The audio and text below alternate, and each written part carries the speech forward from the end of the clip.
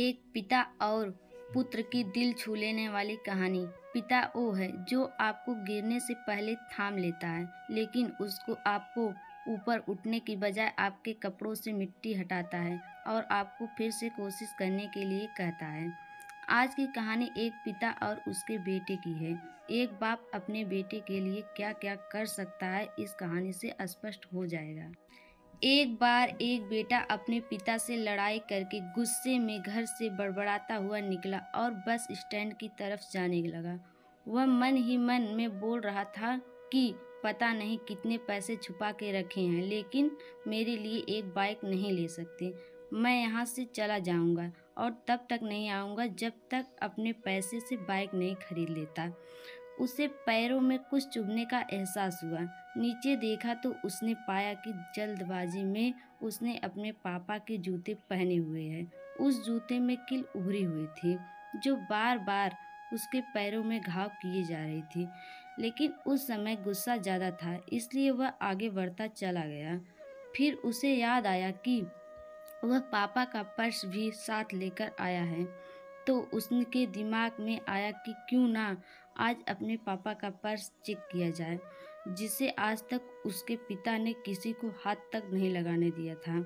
जब उसने अपने पापा के पुराने पर्स को खोला तो उसमें पैसे तो नहीं निकले, लेकिन पैसों की जगह एक डायरी रखी हुई थी।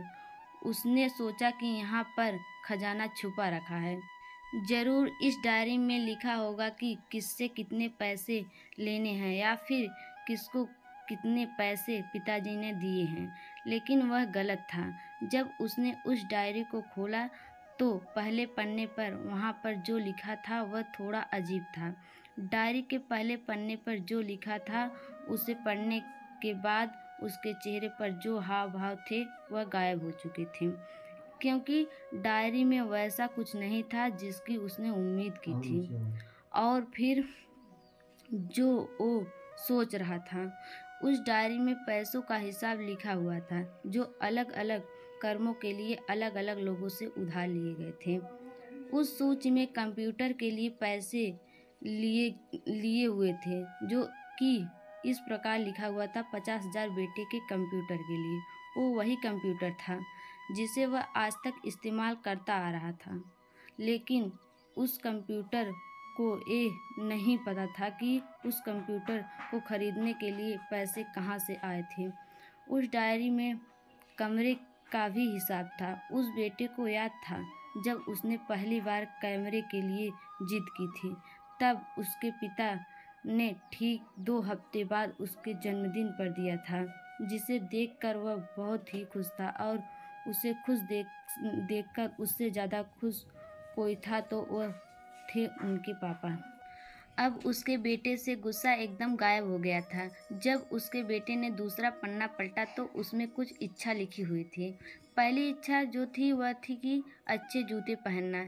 ये बात उसके बेटे को कुछ समझ नहीं आई।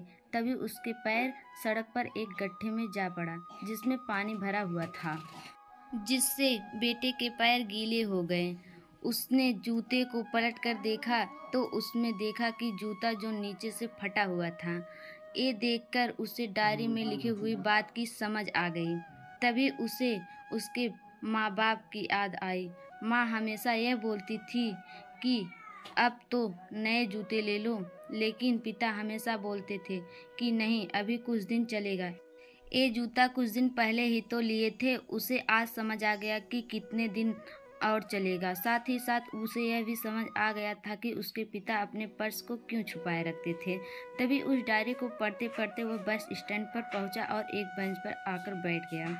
और अब उस डायरी के आखिरी पन्ने उसने पलटे तो वहाँ कल की तारीख लिखी हुई थी और नीचे लिखा हुआ था कि 50,000 रुपये बाइक के लिए। उस बेटे बस इतना पढ़ा और उसके दिमाग एकदम सुन्न सा हो गया।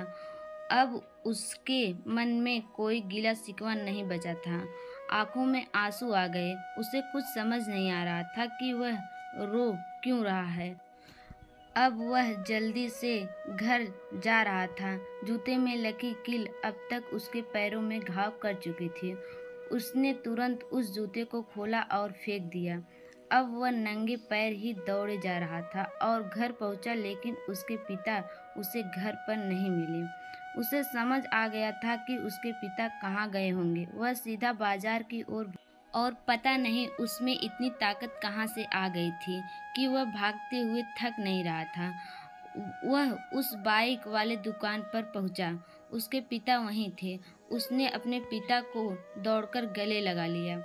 उसके आंखों में आंसू रुकने का नाम नहीं ले रहे थे। उसके पिता समझ नहीं पा रहे थे कि क्या हो रहा है। उसने पिता से कहा कि पापा, मुझे मोटर बाइक नहीं चाहिए, आप अपने लिए जूता ले लीजिए।